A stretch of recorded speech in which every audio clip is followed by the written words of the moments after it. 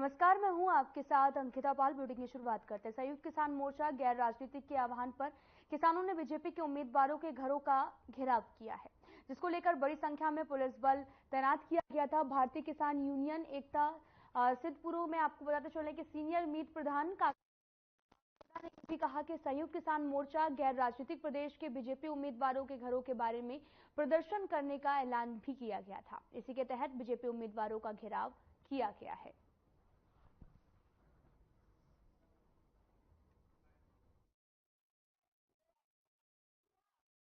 ਕਾਕਾ ਸਿੰਘ ਕੋਟੜਾ ਸੂਬਾ ਜਨਰਲ ਸਕੱਤਰ ਭਾਰਤੀ ਕਿਸਾਨ ਯੂਨੀਅਨ ਏਕਤਾ ਸਿੱਧੂਪੁਰ। ਅੱਜ ਕੱਲਾ ਅਸੀਂ ਬਠਿੰਡੇ ਦੇ ਵਿੱਚ ਨਹੀਂ, ਸਾਡੇ ਦੋਨੇ ਫੋਰਮਾਂ ਵੱਲੋਂ ਮੀਟਿੰਗ ਹੋ ਗਈ ਸੀ ਕਿ ਜੋ ਇਹਨਾਂ ਦੇ ਐਮਪੀ ਇਲੈਕਸ਼ਨ ਲੜ ਰਹੇ ਨੇ ਬੀਜੇਪੀ ਦੇ, ਇਹਨਾਂ ਨੇ 5-7 ਦਿਨਾਂ ਦੇ ਵਿੱਚ ਜੋ ਸ਼ਬਦਾਵਲੀ ਸਮੁੱਚੇ ਕਿਸਾਨਾਂ ਲਈ ਵਰਤੀ ਹੈ, ਉਸ ਦੀ ਰੋਸ ਵਜੋਂ ਅੱਜ ਇਹਨਾਂ ਤੋਂ ਅਸੀਂ ਜਵਾਬ ਪੁੱਛਣ ਆਏ ਆ ਇਹਨਾਂ ਦੇ ਘਰਾਂ ਮੂਹਰੇ ਕਿ ਤੁਸੀਂ ਕਿਸ ਦੇ ਲਈ ਵੋਟਾਂ ਮੰਗ ਰਹੇ ਹੋ। ਪੰਜਾਬ ਲਈ, ਦੇਸ਼ ਲਈ, ਸਾਰੇ ਨਾਗਰਿਕ ਜਿਹੜੇ ਇੱਥੇ ਰਹਿ ਰਹੇ ਨੇ, ਕਿਸਾਨ, ਮਜ਼ਦੂਰ, ਮੁਲਾਜ਼ਮ, ਸ਼ਹਿਰ ਵਾਸੀ, ਤੁਸੀਂ ਵੰਡ ਕੇ ਕਿਹੜੀ ਰਾਜਨੀਤੀ ਲਿਆ ਰਹੇ ਹੋ। ਚਾਹੇ ਉਹ ਲੁਧਿਆਣੇ ਤੋਂ ਬਿੱਟੂ ਹੋਵੇ, ਚਾਹੇ ਜ਼ਿਆਦਾ ਜਿਹੜਾ ਸੁਰਖੀਆਂ 'ਚ ਵਿੱਚ ਆਇਆ ਹੰਸਰਾਜ ਹੋਵੇ। कांग्रेस पार्टी मीडिया और पब्लिक सिटी विंग के चेयरमैन पवन खेड़ा भटिंडा पहुंचे। इस मौके पर जिला प्रधान राजन गर्ग लोकसभा हल्का भटिंडा से कांग्रेस के उम्मीदवार जीत महेंद्र सिंह सिद्धू की मौजूदगी में आपको बताते चले कि पत्रकारों से रूबरू हुए हैं। केंद्र और पंजाब सरकार को आड़े हाथों लिया। उनके साथ राजस्थान से लोकसभा उम्मीदवार मेघवाल विशेष तौर पर उनके साथ मौजूद थे। इस मौके पर पवन खेड़ा ने कहा कि पंजाब वासी 1 जून को कांग्रेस के साथ जो है वो हाथ मजबूत कराने को लेकर वोट डाले।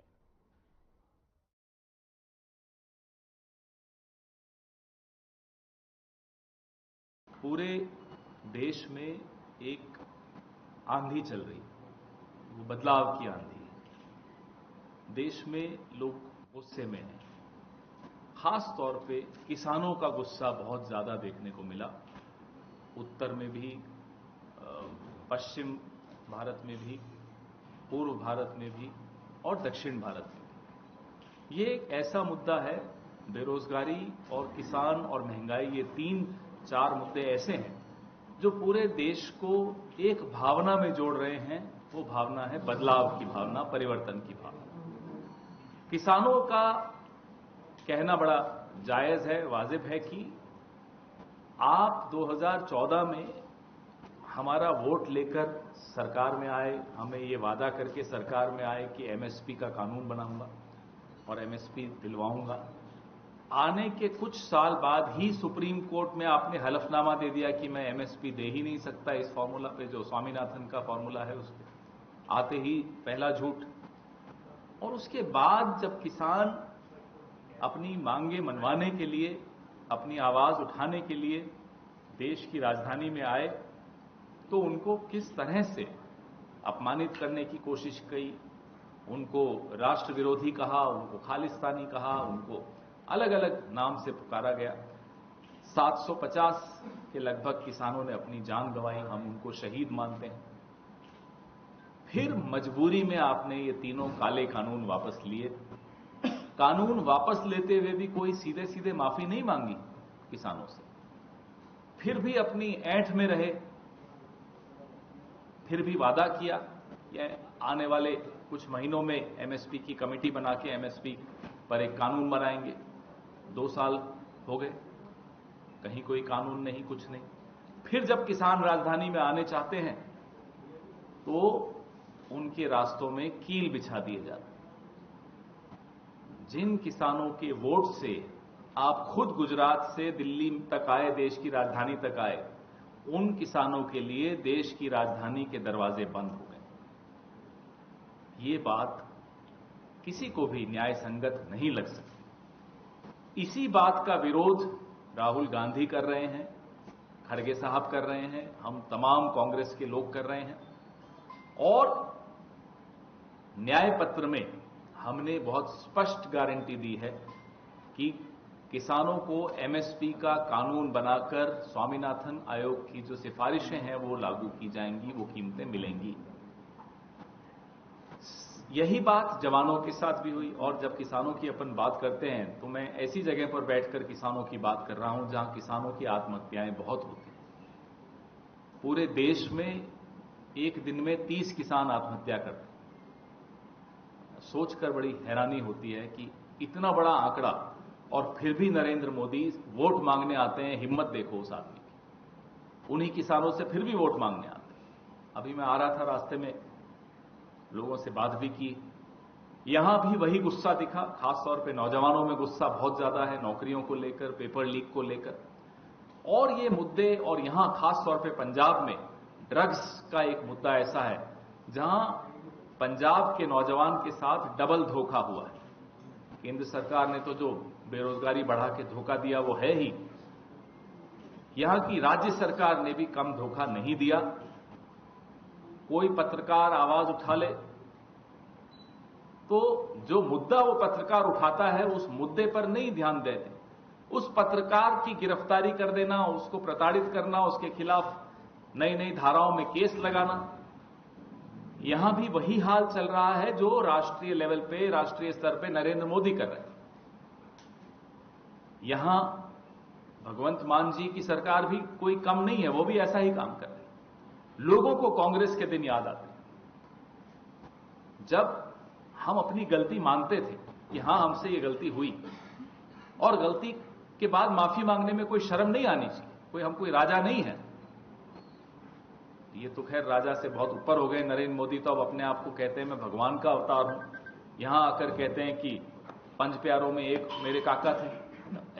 ऐसी बातें करना कोई, हम तो बार बार नड्डा जी को भी हाथ जोड़कर कहते हैं, अमित शाह जी को भी हाथ जोड़कर कहते हैं कि इनका इलाज करवा लो, देर हो रही है, नुकसान हो जाएगा। देश का प्रधानमंत्री 10 साल से प्रधानमंत्री है, बोला मैं प्रधान सेवक हूं, जाते जाते कहता है मैं भगवान का अवतार हूं। कभी कोई अपने आप को कोई भगवान का अवतार कहता है? नड्डा जी भी देखो कमाल के आदमी है। आज मैं अभी यहां ऊपर बैठ के देख रहा था ट्विटर, नड्डा जी कहते हैं कि ये नरों के इंद्र नहीं है, सुरों के इंद्र हैं, देवताओं के भी भगवान हैं। चमचागिरी करो, कोई बात नहीं, थोड़ी थोड़ी सब करते हैं, इतनी भी मत करो कि एक ऐसा व्यक्ति जो इंसान बनने की भी अभी कोशिश कर रहा है उसको भगवान से ऊपर कर दो। लोग गुस्से में कई कारणों से, 1 घंटे में 4 महिलाओं का बलात्कार हो रहा है इस देश में। यह भी लोग गुस्से में इस वजह से भी हैं। आओ जी, हमारे जीत महेंद्र सिंह जी का स्वागत। जायज है, महिलाओं के बारे में मैं बात कर रहा था, 1 घंटे में 4 बलात्कार इस देश में हो और वहां हमारे मन में गुस्सा नहीं हो, ये संभव ही नहीं है, जायज बात ही नहीं है, इसलिए गुस्सा है। तो अब मौका ऐसा आया है किसानों को न्याय दिलाना, महिलाओं को न्याय दिलाना, नौजवानों को न्याय दिलाना। आपने अग्निवीर के बारे में कल सुना, हमारे साथी यहां आए थे, ढिल्लों साहब काफी लंबा बात करके गए, आज बता रहे थे मुझको। जो 75 साल का है वो फिर से प्रधानमंत्री बनना चाहता, रिटायर नहीं होना चाहता, लेकिन 22 साल के जवान को कहता है कि हो गए 4 साल की नौकरी, जाओ घर बैठ जाओ, रिटायर हो जाओ। 75 साल का आदमी 22 साल के आदमी को रिटायर कर देगा। इससे नुकसान क्या है? देश की सीमाओं पर नुकसान है, सुरक्षा का नुकसान है और देश के जवानों के भविष्य का भी के साथ भी खिलवाड़ हो रहा है, डबल चोट हो रही है। इसलिए इस मौके को गंवाएंगे तो नुकसान में हम सब रहेंगे। हमारे बड़े काबिल उम्मीदवार हैं जीत महेंद्र जी, इनकी तारीफ दिल्ली तक बहुत होती है, हमारे तमाम नेतृत्व में भी बड़ी तारीफ है इनकी। जितने कार्यकर्ता यहां से आते हैं पंजाब से, इनकी बड़ी तारीफ करते हैं। मेरे साथ हमारे राजस्थान के मेघवाल साहब बैठे हैं, इन्होंने जो काम वहां करके दिखाया, पूरे राजस्थान में मेरा प्रदेश है, इसलिए मैं बड़े गर्व से कहता हूं, मुझे बड़ी खुशी हुई कि ये बोनस मिला मुझे कि इनके साथ आज बैठा हूं। हम सब गलती अगर करते हैं, जैसा कि मैंने कहा, तो उसके लिए माफी भी मांगते हैं। ये कांग्रेस का गुण है, ये हमारे संस्कार है। अब आपने सुना हमारे राज्य की उप मुख्यमंत्री है दिया कुमारी जी, कहती हैं 400 सीटें दे दो, संविधान बदल देंगे। ये संविधान बदलने की बात कोई हमारे जहन में नहीं आई, ये संविधान बदलने की बात इन्हीं लोगों ने बताई। अनंत हेगड़े ने बताई, दिया कुमारी ने बताई, ज्योति मिर्धा ने बताई, अरुण गोविल ने बताई, लालू सिंह ने बताई। लल्लू सिंह ने बोला कि साहब जरूरी है संविधान बदलना। क्यों बदलना जरूरी है? ये संविधान तो एक बहाना है, आरक्षण पर निशाना है, मेरे और आपके हकों पर निशाना। मैंने भी आपको बताया कैसे पत्रकारों को गिरफ्तार कर लिया जाता है।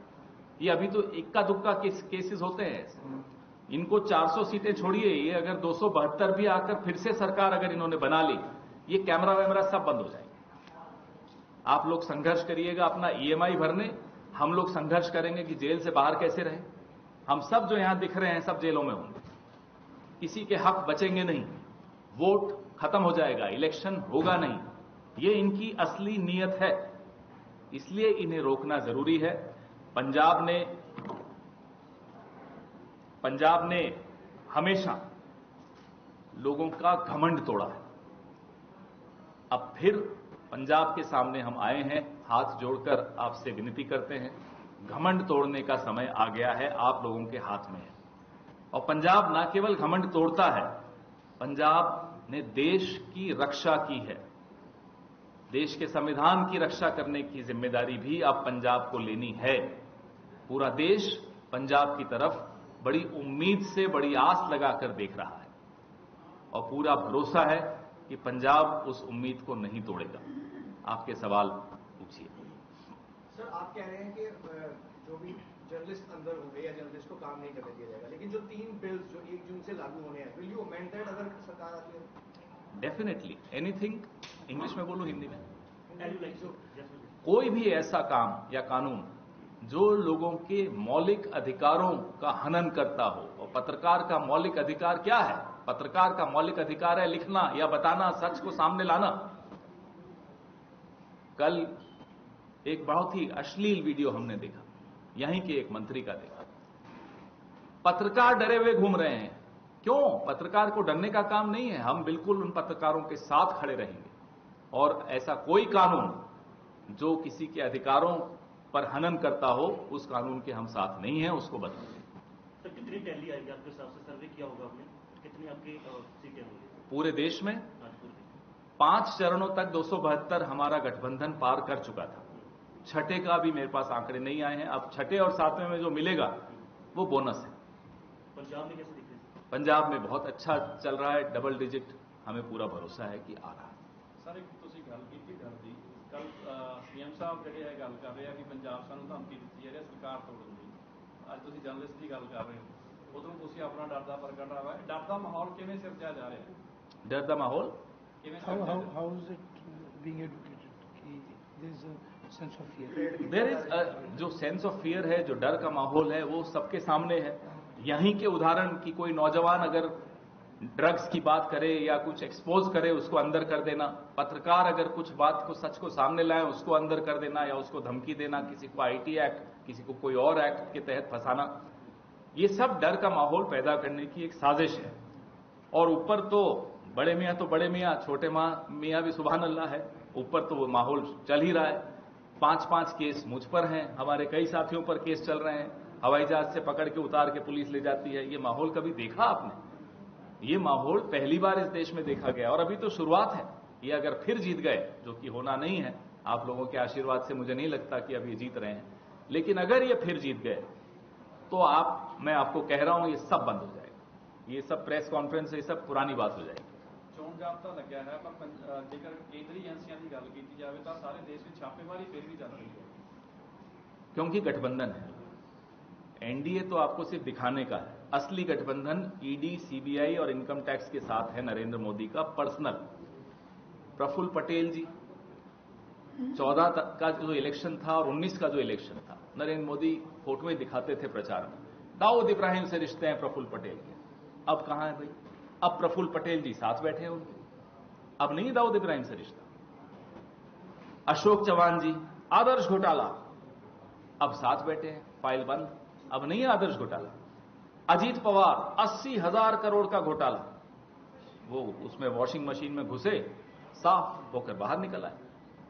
ये जो फेयर एंड लवली स्कीम चला रखी है नरेंद्र मोदी जी ने कि भाजपा की वो क्रीम लगा दो, चमक जाओगे, या तो तब झूठ बोला था प्रफुल्ल पटेल जी के बारे में, अशोक चव्हाण जी के बारे में, अजीत पवार के बारे में, या आप झूठ बोल रहे हैं। दोनों में से एक बार तो झूठ बोला, और देश का राजा अगर झूठ बोलने लग जाए तो आने वाली नस्लें तबाह करके जाता है, ये मैं आपको बता दूं, वो कर रहा है। सर, आम आदमी पार्टी के साथ कैसा आपका अलायंस है? ऊपर अलायंस है, नीचे आप लड़ाई कर कैसे? देखिए, पंजाब की जनता ने पिछले विधानसभा चुनाव में हमें एक काम दिया, हराया, लेकिन हराया मतलब ये नहीं कि अब 5 साल बाद आना। हराने का मतलब है कि आपका अब काम है आप सरकार को जवाबदेह बनाना। अब आप विपक्ष में हो, विपक्ष की भूमिका आपको निभानी है। ये काम हमें दिल्ली में नहीं दिया था, 0 सीटें आई दिल्ली में हमारी। ये काम सिर्फ और सिर्फ पंजाब की जनता ने कांग्रेस को दिया, पंजाब के सूबे के लिए। अगर हम यहां गठबंधन कर लेते तो पंजाब के जनता के साथ इससे बड़ा धोखा और नहीं हो सकता था। वो धोखा हमें मंजूर नहीं था, हमें नहीं करना था, इसलिए हम अपनी भूमिका विपक्ष की यहां निभा रहे हैं, और यहां इसलिए गठबंधन हम नहीं कर रहे। बीजेपी कुछ बोलने लायक होगा ही नहीं तो क्या करें बताओ। बीजेपी अकाली दल के खिलाफ नहीं बोल रही, अकाली दल बोल रहा है बीजेपी के खिलाफ। उनका तो मुझे नहीं मालूम। रही बात कांग्रेस की, तो जितना इन्हें बोलना था बोल दिया, लोगों ने इनकी बात मान भी ली, उस वक्त हमारे खिलाफ भी वोट दिया। अब लोगों को भी समझ में आ रहा है साहब ये तो झूठ बोला था आम आदमी पार्टी। राजनाथ सिंह आए थे पिछले दिनी, उन्होंने जो निशाना साधा कांग्रेस आम आदमी पार्टी पर, बीजेपी के खिलाफ एक शब्द नहीं बोला, सॉरी अकाली दल के खिलाफ एक शब्द नहीं। किसने? He says that Rajnath will come and अब वो राजनाथ जी से पूछिए आप। he didn't speak against the government. There's an understanding between the party. हाँ, वो अंडरस्टैंडिंग तो है। बीजेपी जी नवी शिक्षा नीति लागू कर रही है, हम भी यूनिवर्सिटी से लेकर आ गए नोटिफिकेशन, उसका कांग्रेस का भी मत है नवी शिक्षा नीति। हमने बड़ा स्पष्ट तौर पे जब न्यू एजुकेशन पॉलिसी आई तब भी कहा ये बिना लोगों से बात किए बनाई गई है। पावर चाहते बिल्कुल रिव्यू होनी चाहिए। बिना, आप देखिए किसानों के 3 काले कानून बिना किसानों से बात किए लाए, वापस लेने पड़े ना। नई शिक्षा नीति सिर्फ अपने आरएसएस वालों से आपस में बात करके ले आओगे ना। आपने यहां सिखों से पूछा कि उनकी इंस्टीट्यूशंस पे क्या होना चाहिए, न जैनियों से पूछा कि उनकी इंस्टीट्यूशंस में क्या होना चाहिए, न आपने पूरे देश में कोई चर्चा की, तो उसका तो नतीजा यही है। नडाला के नजदीक गांव भुलेवाल कपूरथला के युवक की अमेरिका के न्यू जर्सी में दिल का दौरा पड़ने से मौत हो गई है। पिता जसपाल सिंह ने यह भी बताया कि करीब 10 साल पहले सुनहरे भविष्य के लिए कर्ज लेकर अमेरिका भेजा गया था और वहां पर जॉर्जिया में रहकर, आपको बताते चले कि ट्रैक्टर चला रहा था, जहां पर कैलिफोर्निया से न्यू जर्सी के लिए भी ट्रेलर लेकर गया था और सामान उतारने के बाद वह सो गया और फिर नहीं उठ सका।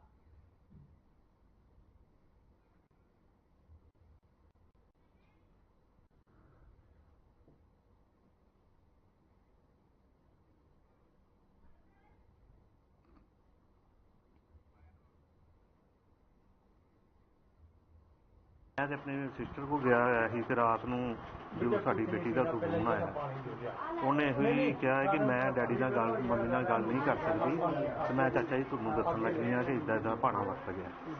वो रोंदी उन्होंने गल तो होंदी नहीं क्योंकि उत्थे थल्ले बैठे आई तो इत्थे वाहवा जी साडा तो और गल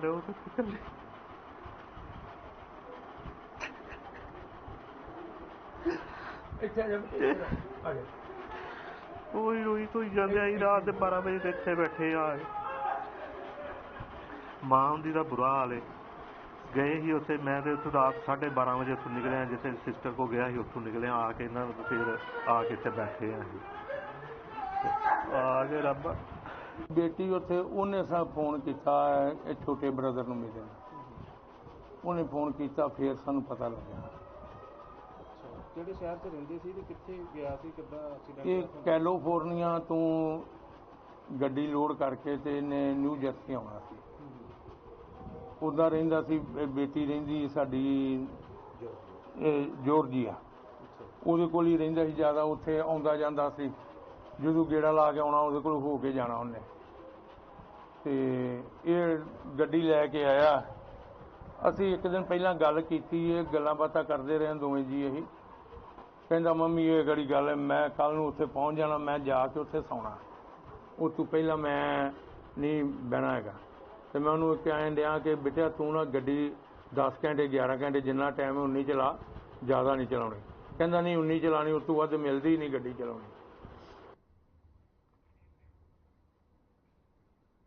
तो सीधा आपको लिए चलते हैं आनंदपुर साहिब, जहां पर जनसभा का आयोजन किया गया। जनसभा में रक्षा मंत्री ने शिरकत की है। राजनाथ सिंह ने जनसभा को संबोधित किया। क्या कुछ कह रहे, सुनाते आपको। हमारी कथनी और करनी में, हमारे वर्ड्स और डीड में कभी अंतर नहीं आ रहा। नेताओं के कहने और करने में अंतर होने के कारण, जनता से बार बार झूठ बोलने के कारण ही जनता पर से लोगों का विश्वास ही समाप्त, जनता का नेताओं पर से विश्वास ही समाप्त हो गया। और यह क्राइसिस ऑफ क्रेडिबिलिटी, विश्वसनीयता का संकट भारत की राजनीति में सारी राजनीतिक पार्टियों ने पैदा किया। लेकिन इस क्राइसिस ऑफ क्रेडिबिलिटी, विश्वसनीयता के संकट को चुनौती के रूप में भारत की राजनीति में यदि किसी ने स्वीकार किया है, हमारी और आपकी पार्टी भारतीय जनता पार्टी ने स्वीकार किया। मैं याद दिलाना चाहता हूं, हमारे सारे अब तक के इलेक्शन मैनिफेस्टो उठाकर आप देख लीजिए। जब जब हमारी सरकार बनी है, अपने इलेक्शन मैनिफेस्टो में जो भी हमने कहा है उसे पूरा किया है कि नहीं किया। हमने कहा था बहुत पहले, जब हमारी सरकार बन जाएगी, धारा 370 को, जो जम्मू कश्मीर को जो विशेषाधिकार प्राप्त है उसे समाप्त करेंगे। जो हिंदुस्तान के अन्य राज्यों का दर्जा है वही जम्मू कश्मीर का दर्जा होगा। बहनों भाइयों, संसद के दोनों सदनों में बहुमत मिलते ही चुटकी बजाकर धारा 370 समाप्त कर दी। हम लोगों ने कहा था 1984 में, मुझे याद है, हम लोग छोटे थे, नारे लगाते थे, राम लला हम आएंगे, मंदिर यहीं बनाएंगे।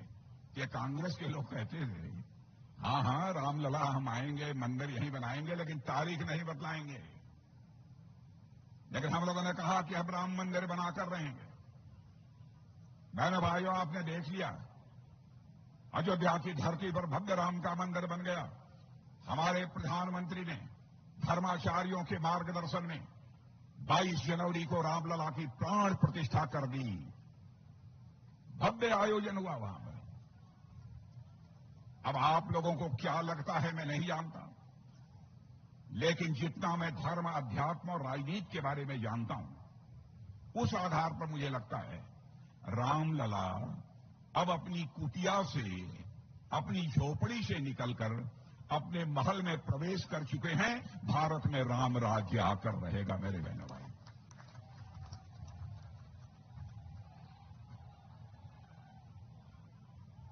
अब लोग ये पूछेंगे कि साहब राम राज्य कैसे आएगा।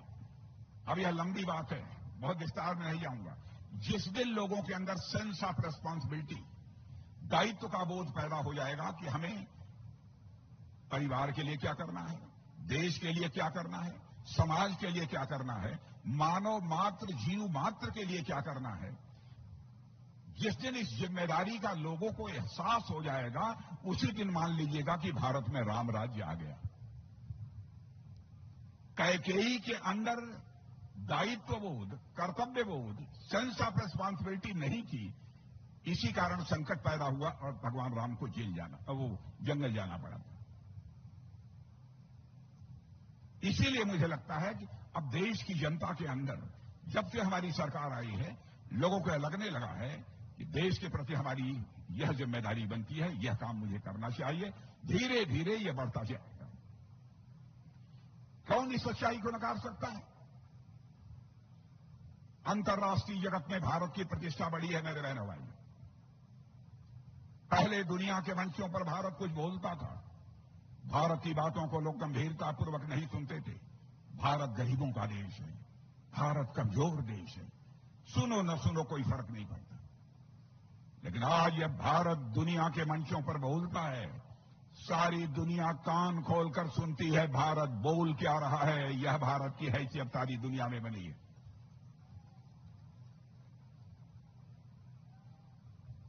धन दौलत के मामले में सारी दुनिया में यह धारणा थी कि भारत गरीबों का देश है। फिलहाल इस बुलेटिन में इतना ही। नमस्कार।